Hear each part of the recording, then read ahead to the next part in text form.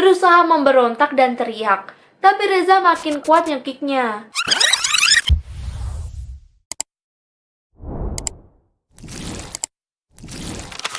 Halo guys, kembali lagi di channel aku Indah Natalia.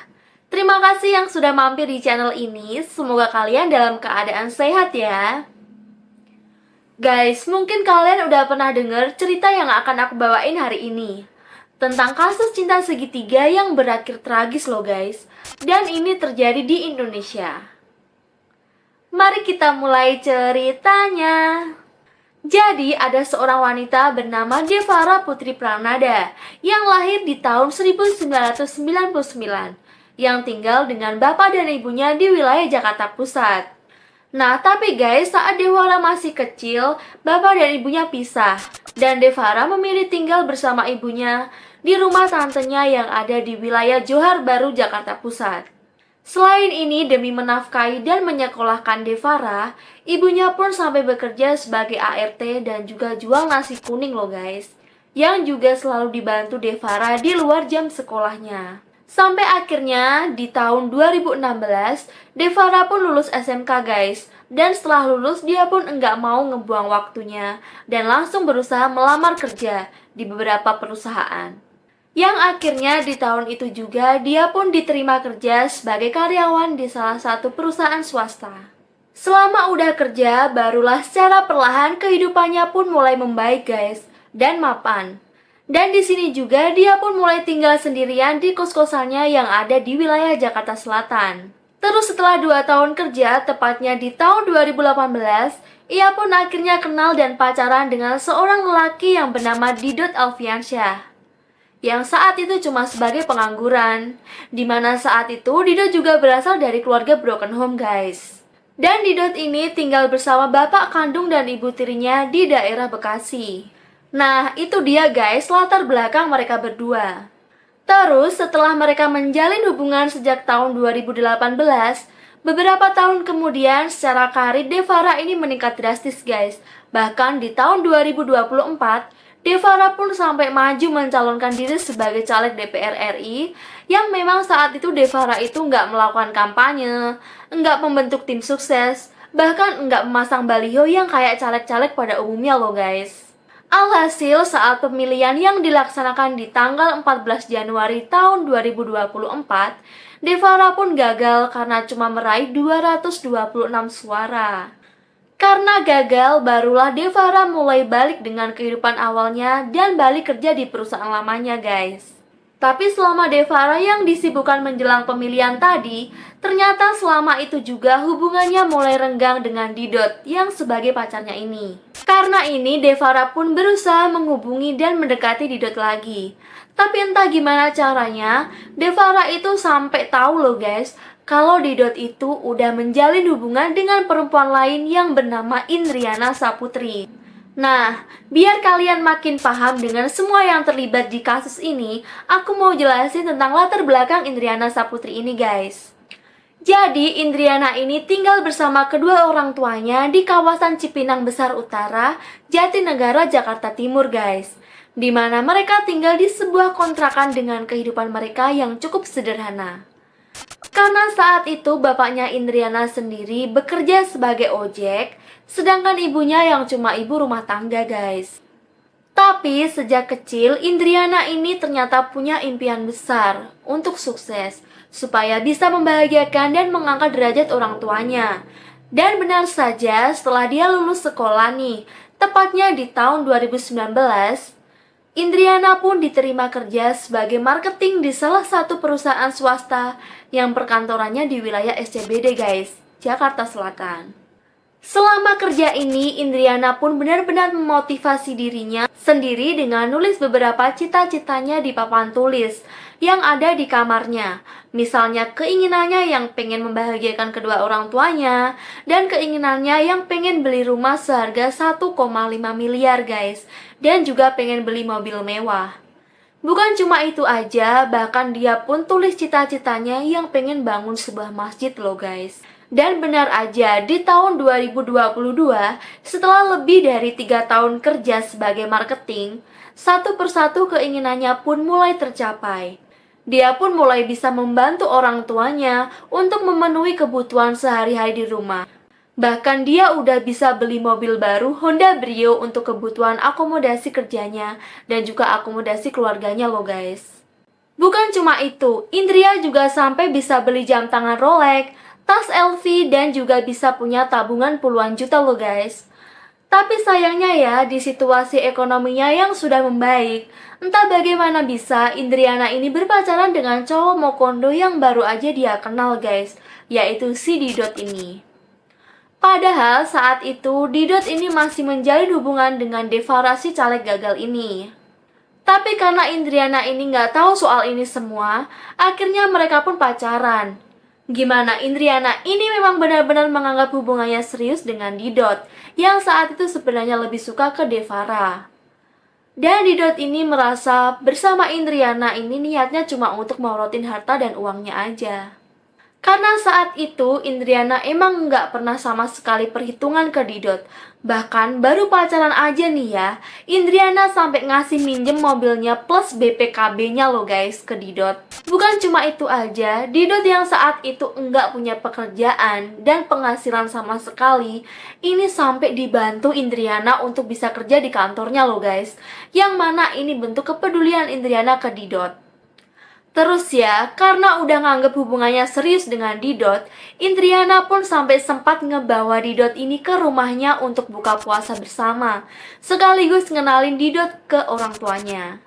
Tapi ya guys, di situ Didot malah nunjukin sikap dingin ke orang tua Indriana yang terkesan kalau Didot ini tuh bener-bener punya sikap yang sombong.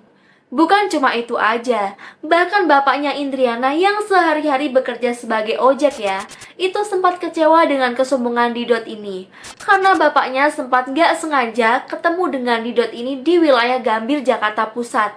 Nah, tapi pas ketemu ya, dengan cueknya Didot ini cuma pura-pura gak lihat guys. Yang mana dari situlah orang tua Indriana ini emang udah ngerasa gak srek sama anak ini. Emang ya guys, bener-bener si Didot ini. Bukan cuma sombong guys, yang lebih gilanya lagi ya, ternyata Didot ini diem-diem udah ngejual mobil milik Indriana ini. Nah, jadi kayak gitulah latar belakang hubungan Indriana dan Didot ini sebelum meledaknya masalah cinta segitiganya dengan Devara, yang jadi awal mula terjadinya kasus ini. Saat itu di awal tahun 2024, Didot yang sedang menjalin hubungan dengan Indriana itu ketahuan dengan Devara guys, yang juga masih pacarnya saat itu. Karena ini Didot dan Devara pun bertengkar tuh, sampai Devara pun berencana mau mutusin Didot. Tapi Didot ini nggak mau putus, sampai Didot ngakunya ya kalau dia lebih memilih Devara dan janji akan mutusin Indriana. Sedangkan Devara di situ ngomong kalau dia mau balikan, tapi ada satu syarat yang harus dilakukan Didot ini. Dimana syaratnya, Didot ini harus melenyapkan Indriana dari dunia ini guys. Gila sih guys cewek ini. Nah, karena mengingat mobil Indriana yang udah dia jual, ya pasti jadi pertanyaan lah kalau dia mutusin Indriana kayak gitu aja. Ditambah demi permintaan Devara juga, akhirnya Didot pun langsung menyetujui syaratnya ini. Dimana dari sinilah rencana gila mereka ini pun dimulai. Oke, kita masuk ke kronologinya. Jadi, mereka mulai merencanakan itu di tanggal 15 Februari tahun 2024, tepatnya di hari Kamis. Di mana di situ mereka mulai ngatur rencananya. Yang mana rencananya Devara itu menyuruh Didot sendirian menghabisi Indriana dengan modus dibawa jalan-jalan ke wilayah Bogor. Tapi Didot yang ngerasa nggak berani melakukan itu semua sendirian, ya jadinya dia pun ngajak satu temannya yang bernama Muhammad Reza untuk jadi eksekutornya. Nah, dengar ajakan ini yang awalnya Reza pun sempat menolak karena nggak berani. Tapi setelah mereka menjanjikan bayaran sebesar 50 juta ke Reza, ya jadinya Reza yang saat itu sedang terlilit hutang, langsung setuju dengan tawaran itu. Setelah itu, barulah mereka bertiga pun mematangkan rencananya lagi dengan memilih wilayah Sentul Bogor yang rencananya akan mereka lakukan di hari kerja. Karena wilayah Sentul emang daerah wisata yang biasanya sepi kalau hari kerja guys. Apalagi mereka juga tahu tuh, ada beberapa titik wilayah yang memang sepi. Terus nih, setelah semuanya matang, di tanggal 20 Februari, tepatnya di hari Selasa nih, Devara pun langsung ngasih uang beberapa juta ke mereka untuk kebutuhan operasionalnya. Karena di hari itu, Devara tugasnya cuma nunggu di kosnya aja. Sedangkan Didot dan Reza langsung bergerak sesuai tugasnya masing-masing. Di mana Reza yang cuma sendirian itu langsung berangkat ke wilayah Sentul untuk nunggu tugas selanjutnya di sebuah warung kopi yang udah mereka sepakati, yang ada di wilayah puncak Bukit Pelangi. Sedangkan Didot hari itu langsung rental mobil Avanza berwarna hitam. Dan setelah itu, Didot pun langsung masuk kantor kayak biasa guys. Sedangkan Indriana, di hari Selasa yang naas itu, dia sempat diantar ibunya ke kantor guys. Nah, sampai di kantor, Indriana pun ketemu Didot di kantor kayak biasa. Saat itu dengan sikap ramah, Didot mengajak Indriana ini untuk nemenin dia ke Sentul. Karena katanya dia mau nemuin temennya di sana, ya sekalian jalan-jalan. Tanpa rasa curiga sedikit pun guys, Indriana pun setuju. Nah pas udah agak sorean ya, mereka pun berangkat ke Sentul. Dan saat sampai di sana, mereka pun ketemu dengan Reza yang udah nunggu sejak siang tadi di salah satu warung kopi yang ada di sana. Di situ, Didot dan Reza pun acting guys, seolah mereka itu teman lama yang udah lama gak ketemu. Sampai mereka pun ngobrol banyak hal sambil ketawa ketiwi. Terus setelah sejam ngobrol dan hari pun udah mulai gelap, disinilah Didot langsung mengajak balik tuh dan mengajak Reza balik bareng mereka. Akhirnya guys, mereka pun balik bareng menggunakan mobil yang dibawa Didot dan Indriana. Yang mana Indriana duduk di sebelah Didot yang nyetir, sedangkan Reza duduk di belakang Indriana. Dan saat itu Reza pun udah siap beraksi loh guys. Di jalan, Didot yang nyetir itu udah mulai mengarahkan mobilnya ke jalanan yang sepi.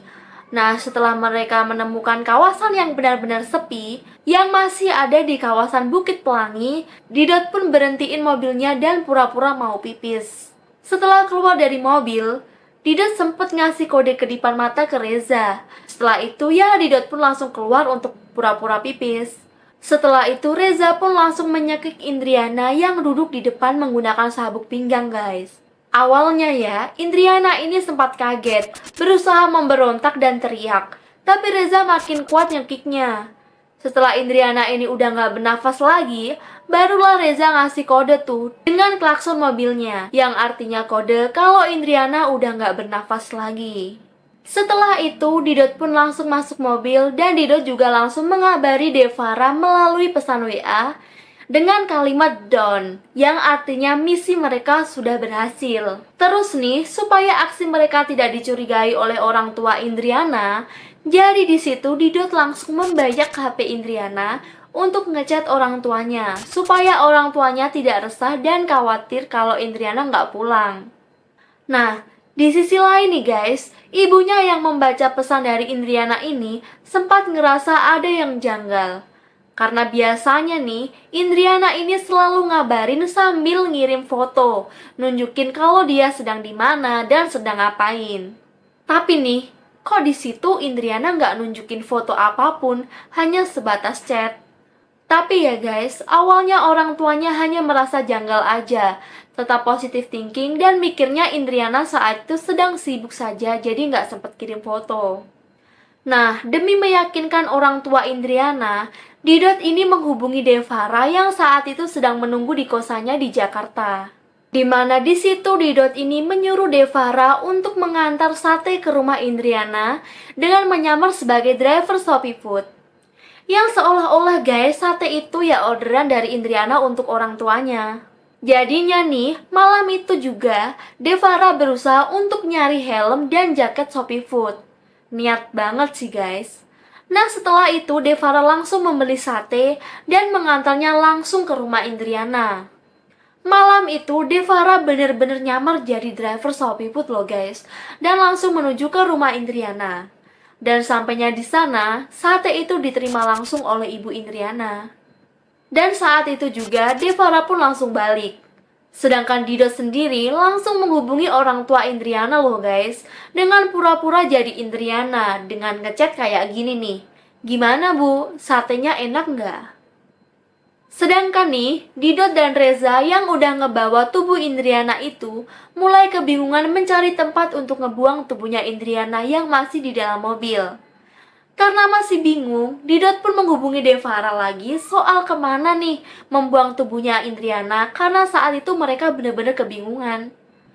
Devara pun menyuruh mereka untuk balik dulu ke kosan Devara yang ada di Jakarta. Nah, karena ini mereka pun langsung balik tuh guys ke Jakarta ketemu Devara di kosannya. Dimana di situ mereka kompromi dan mikir bareng untuk nentuin tempat yang aman untuk ngebuang jasad Indriana malam itu juga.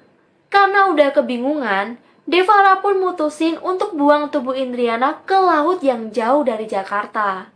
Tepatnya ke Laut Pangandaran yang jaraknya jauh sekitar 7-8 jam dari Jakarta.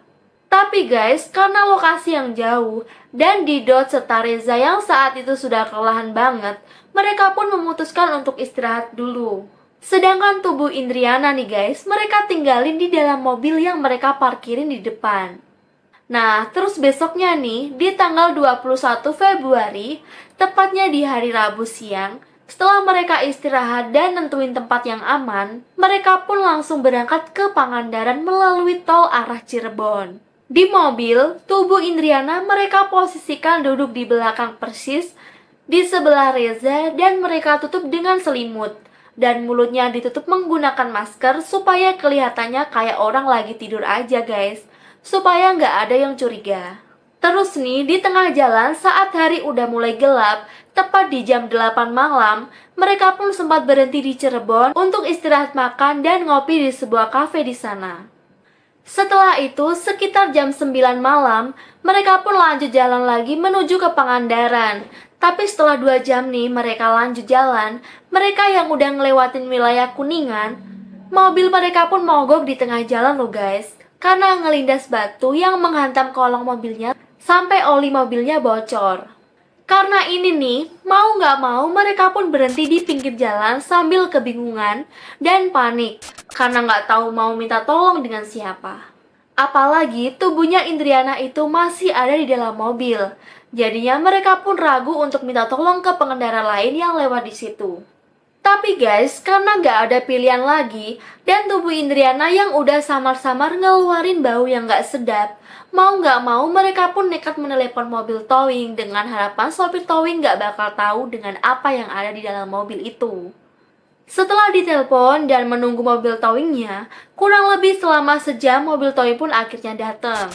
Nah, karena saat itu udah mulai malam, yang mana bengkel udah pada tutup semuanya, jadinya mereka pun minta diantarkan ke salah satu hotel terdekat yang ada di sekitaran Ciamis. Nah, singkat cerita, akhirnya mereka dan mobilnya pun sampai di hotel itu. Dan benar saja guys, emang tanpa dicurigai sama sopir towingnya sama sekali loh. Setelah itu, mereka pun langsung check-in dan istirahat, sedangkan tubuh Indriana itu masih mereka tinggalin di dalam mobil yang terparkir di depan loh guys. Emang bener-bener sih mereka super tega. Dan besoknya di tanggal 22 Februari, tepatnya hari Kamis pagi, yang udah masuk di hari ketiga, mereka ngebawa tubuh Indriana. Mereka pun langsung nyari informasi tuh soal bengkel terdekat yang bisa menangani kerusakan mobilnya. Awalnya nih, mereka pun sempat Google cari bengkel di wilayah Ciamis tapi nggak ketemu.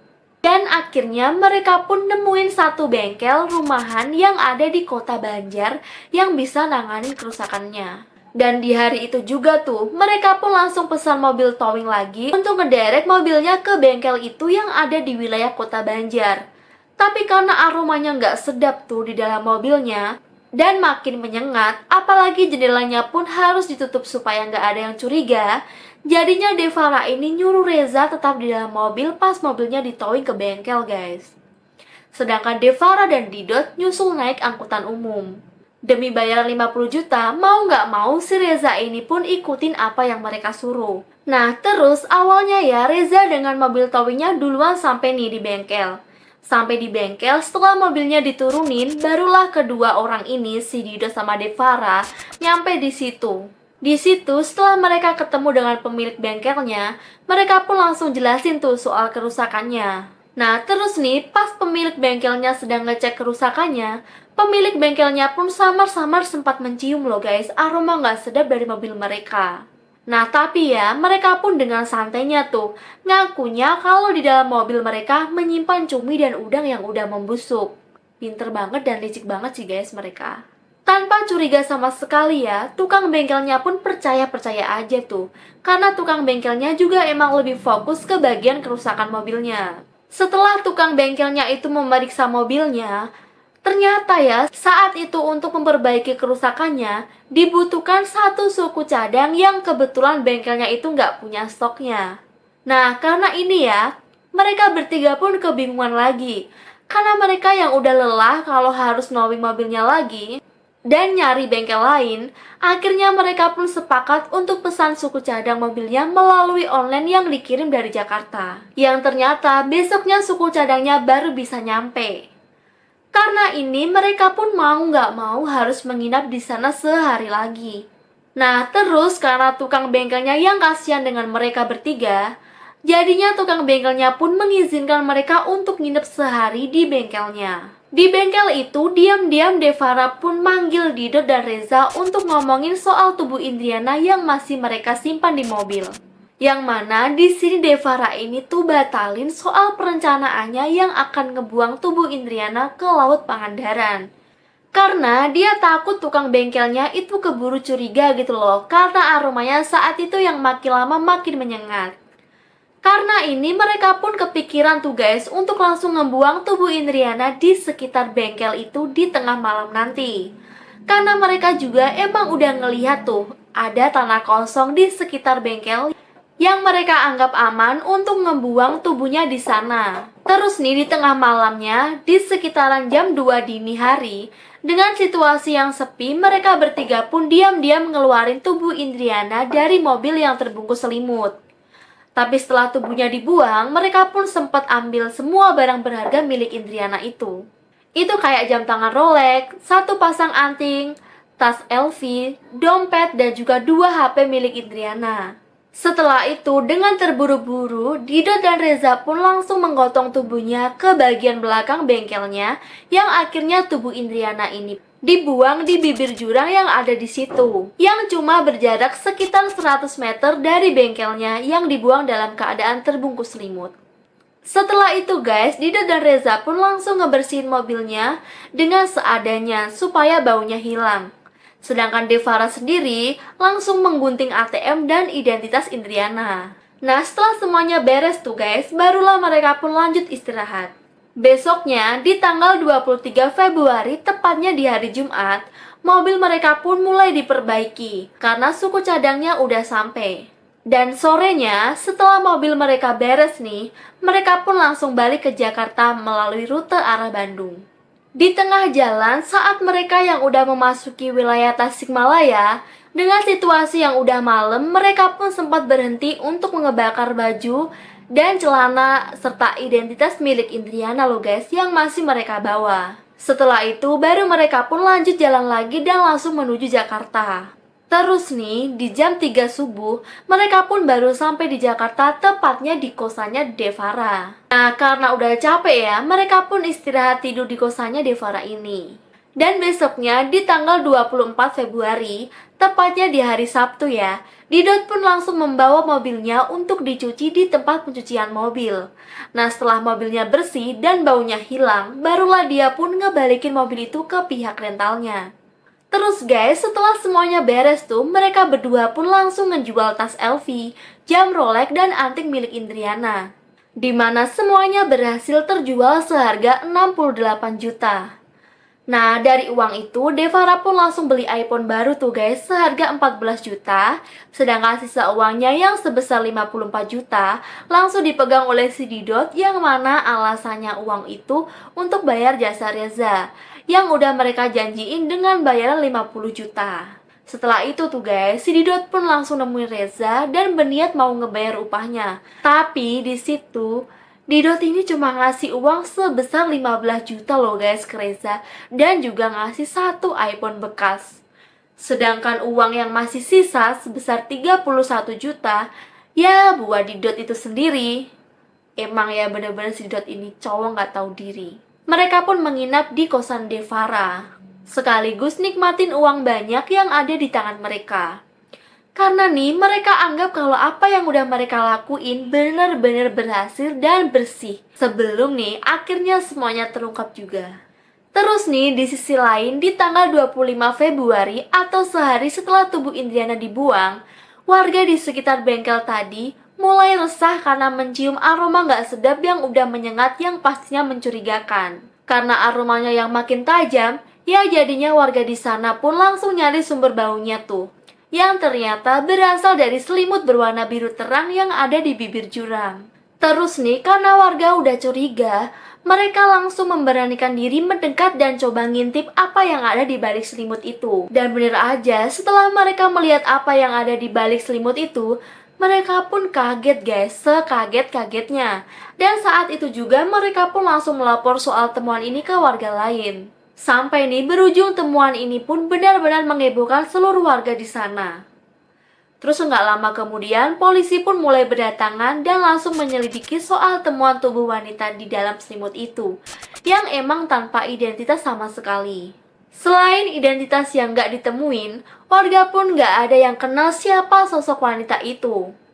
Karena ini nih, polisi pun langsung menyelidiki identitasnya melalui sidik jarinya yang akhirnya barulah terungkap identitas wanita itu, di mana namanya adalah Indriana Dewi Eka Saputri yang merupakan warga Jakarta Timur. Terus setelah dapat informasi alamatnya, barulah pihak kepolisian pun mendatangi rumah Indriana dan menyampaikan soal ini ke orang tuanya. Nah di situ ya orang tuanya pun kaget dan pastinya shock banget tuh guys. Dan orang tuanya juga ngakuin kalau Indriana emang udah nggak pulang sejak beberapa hari yang lalu. Yang mana kabar terakhirnya yaitu di tanggal 20 Februari, yang mana di situ Indriana ini emang sempet ngabarin orang tuanya kalau dia mau ke puncak dengan teman-temannya.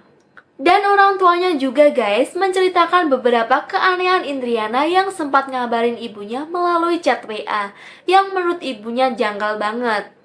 Karena nih Indriana ini ngechat dan ngabarin ibunya yang gak kayak biasanya. Apalagi sejak Indriana gak pulang, sejak tanggal 20 Februari itu, Indriana yang padahal masih ngebales tuh guys chat ibunya, gak pernah mau angkat telepon ibunya setiap ditelepon. Gak kayak biasanya. Karena ini polisi pun langsung menyelidiki chat Indriana dan juga melacak lokasi sinyalnya. Yang mana karena inilah akhirnya Dido dan Devara pun berhasil ditangkap di kosannya Devara ini guys. Berkat terlacaknya sinyal HP-nya Indriana yang ada di mereka. Dan 5 jam kemudian Reza pun berhasil ditangkap di rumahnya yang ada di wilayah Cempaka Putih, Jakarta Pusat. Nah setelah mereka bertiga ini ditangkap guys, mereka pun langsung diperiksa dan pastinya diinterogasi secara terpisah. Karena kebohongan gak akan bertahan lama nih guys, akhirnya satu persatu dari mereka pun mulai mengakui dan menceritakan semuanya. Bahkan setelah ini barulah terungkap latar belakang Devara ini yang sebagai otak pelakunya ternyata seorang caleg DPR RI guys dari sebuah partai. Karena ini Devara dan Didot yang sebagai otak pelakunya dan Reza yang sebagai eksekutornya, yang mana mereka bertiga ini udah terbukti ngelakuin pembunuhan berencana dan juga merampas harta milik korbannya itu, terancam hukuman mati atau penjara seumur hidup guys. Nah itu dia guys, cinta segitiga yang berakhir tragis. Dalam kasus Devara, Dido dan Indriana ini mengingatkan kita bahwa kejujuran dan kesetiaan adalah fondasi utama dalam sebuah hubungan. Setiap tindakan memiliki konsekuensi guys, dan jangan sampai gegabah apalagi sampai menghilangkan nyawa orang lain hanya karena soal cinta. Sampai bertemu di video aku selanjutnya. Jangan lupa like, komen, dan subscribe channel aku ya guys, Indah Natalia. Bye bye.